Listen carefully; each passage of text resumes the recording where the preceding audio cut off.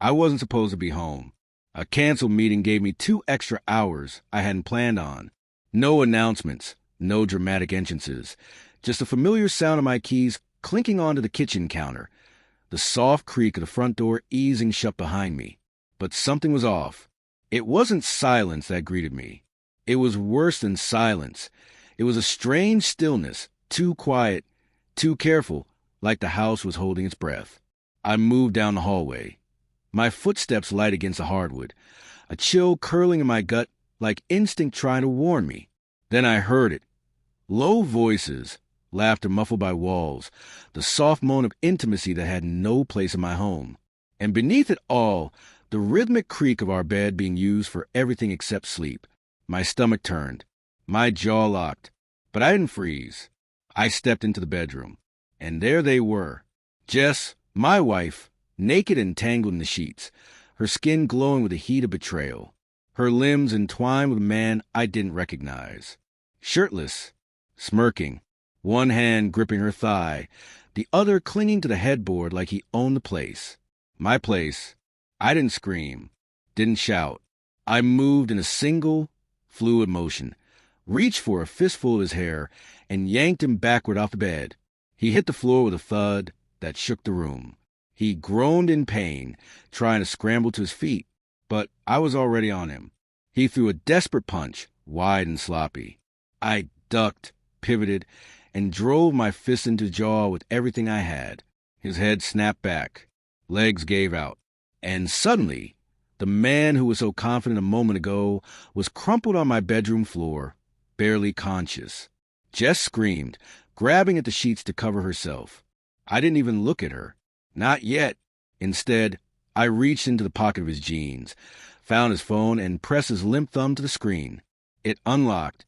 Contacts. Favorites. There she was, Mel, Wifeheart. I tapped her name. She answered on the third ring.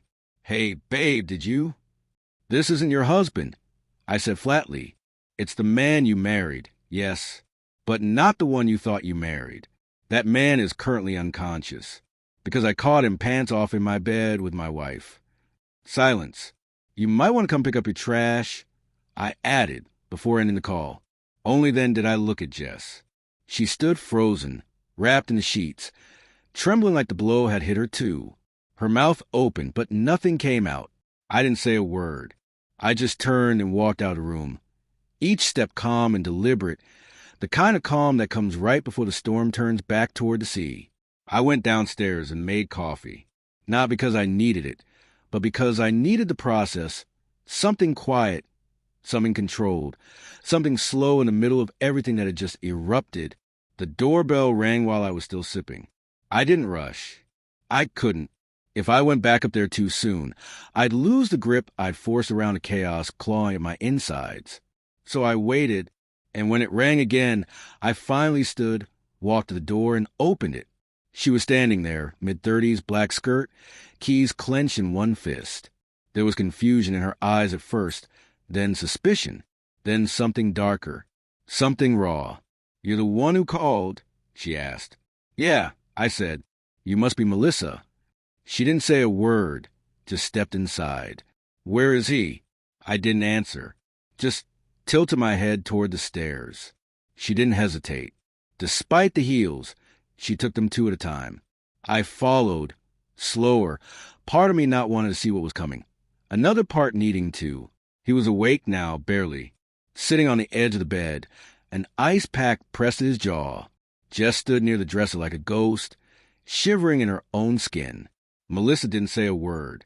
She just looked at him. Her husband, the man she'd given 10 years to.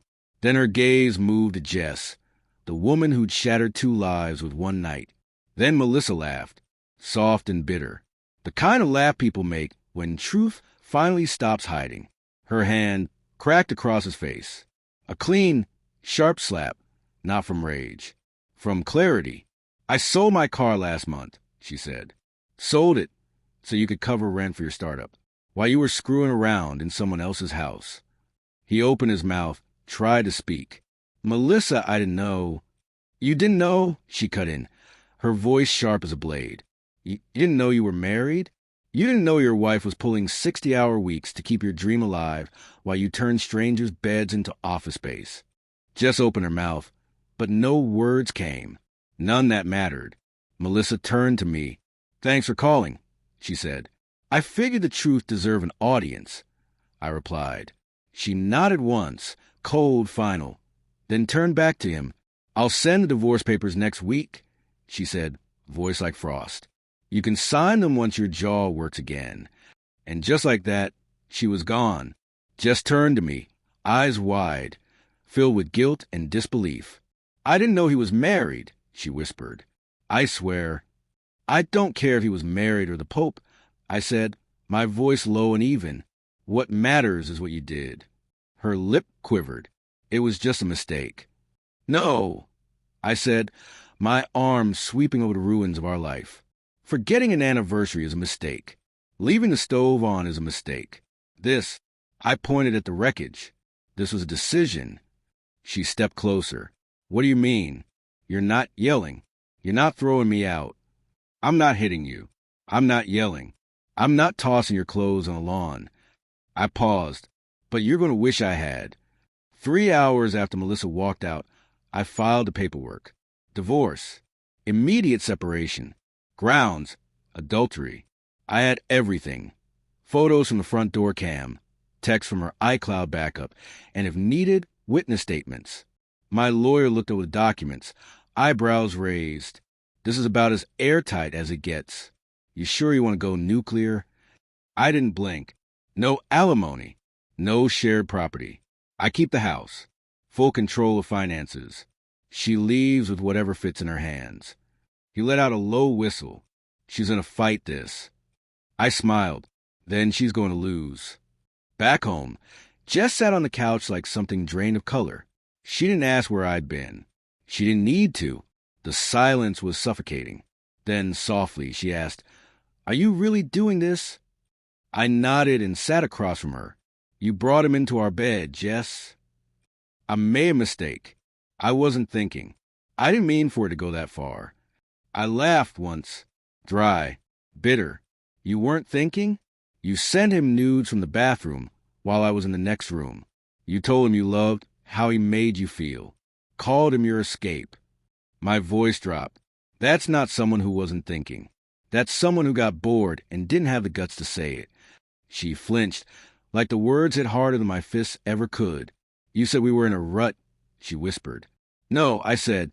"Asterisk, you asterisk, we're in a rut. I was building a life." I didn't yell, didn't curse. I just handed her the sealed envelope. Her hands shook as she opened it, and as her eyes moved over the first page of our end, I stood, steady, unshaken, because sometimes the loudest revenge isn't rage. It's walking away with everything, while they're left with nothing. The divorce petition was already filed, every asset documented, every piece of evidence laid out in methodical, merciless detail. Jess's voice cracked as she read the pages, her hands trembling. "You already filed?" she whispered, barely meeting my eyes. I nodded, filed before the blood dried on his lip. But this wasn't just about ending a marriage. It was about dismantling the illusion she thought she could keep living in. The car, titled in my name, already flagged for transfer. She had 48 hours to return it or face repossession. The joint account, emptied the minute I walked out of the lawyer's office. Every card shut down. Her gym membership, her streaming services, her phone, everything she leaned on, all connected to accounts I controlled, was gone. She had 7 days to find a new place to sleep. That bed she desecrated wasn't hers anymore. "You chose him," I said, my voice like frost. "You don't get to live off me anymore." She sat there at first, stunned and hollow, like the truth had drained the blood from her veins. But then came the shift, shock melting into pleading, into desperation. The tears, the apologies, the weaponized guilt. "You're really going to leave me with nothing?" she asked. "No," I replied, voice even colder now. "You did that to yourself. I'm just handing you the invoice." 2 days passed in near silence. Then, as her panic simmered into strategy, she approached me again, softer this time, voice dipped in a kind of fragile hope. "Maybe we could slow things down. she said. Work through it. I've been reading about counseling. I let her speak, let her build the fantasy, give her one last chance to pretend it wasn't over. And when her words trailed off into the stillness between us, I cut through it.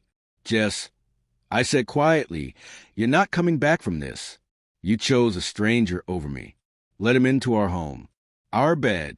You didn't even have the decency to lock the door behind him. There's no version of this where we heal. There's only the ending. And you should be grateful I'm giving you a clean one. Her eyes shifted. The mask cracked. Anger bled through the sadness. So that's it? She asked, rising voice full of wounded pride. After everything we built, you're just going to throw it all away? I tilted my head slightly. You mean like you did with your clothes that night? She opened her mouth, ready to strike, to spit venom, but nothing came. Just silence. Just the echo of her own choices. The next day, she started dialing her allies, her mother, her sister, her closest friends. I saw the messages later. She painted me as a villain, said I'd snapped, become violent, unhinged, said it was just a fling, claimed she had been trying to fix us, and I had become unbearable. But she was already too late. I was ahead of her. I shared the truth with care. Quietly, strategically, my boss, so rumors wouldn't swirl unchecked. A few friends who deserve clarity. Melissa, Kyle's wife, who had every reason to confirm the facts. I didn't scream, didn't post rants or feed the digital drama. I didn't have to. I made sure no one believed her. Screenshots, security footage, texts, time-stamped receipts. The story told itself. Friends stopped replying to her.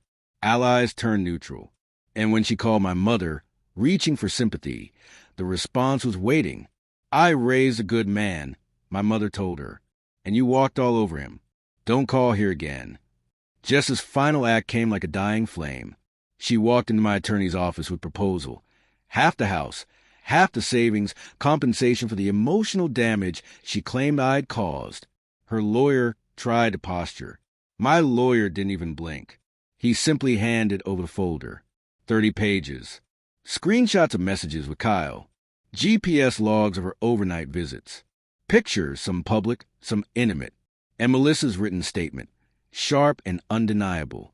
Jess just stared at the folder. Pale, quiet, defeated. If she contests, my lawyer said calmly, we'll see her in court, and we'll seek damages, emotional fraud, reputational harm, legal fees. That night, Jess packed what little she could carry and walked out. The next morning, she signed the divorce papers. No alimony, no payout, no battle, just silence. And that silence, asterisk that asterisk, was the sound of her kingdom falling into dust. 3 weeks later, her name was gone from everything. The house, the bills, the insurance, even the damn Netflix profile. She became a ghost in the space she once ruled. I changed the locks, not in anger, but for peace, for finality. And still, the fallout kept spreading. She didn't go public with her story. She didn't have to. The whispers moved on their own. Why she lost her job. Because Kyle, her lover, was a vendor our company worked with. After Melissa went public, his company lost our contract, and her employer didn't want the scandal. Why she moved into a shoebox apartment across town. Why her calls stopped getting answered. Why her texts got left on read. No spectacle. No war. Just quiet, devastating consequences that didn't stop coming. I didn't rush into anyone new. I focused on myself. The gym, my work, my sleep, my sanity. I went to therapy, not because of what she did, but because I needed to understand why I let it happen. Why I tolerated so much for so long. That was the wound that cut deepest, not the betrayal, but the blindness. But not anymore. Months later, a friend saw her at a grocery store. Said she looked hollow, tired, still clinging to her narrative, but nobody was buying it. Kyle had left a week after the ink dried. Said the baggage wasn't worth it. She reached out once. Just one message. I miss you. I made a mistake. Can we talk? I didn't reply. I just archived it. Smiled. Because that was a real revenge. Not the punch, not the court win, not even the quiet unraveling of her world. It was a fact that she had to live with what she did, every day, in the wreckage she created, while I walked away, and built something stronger, smarter, untouchable,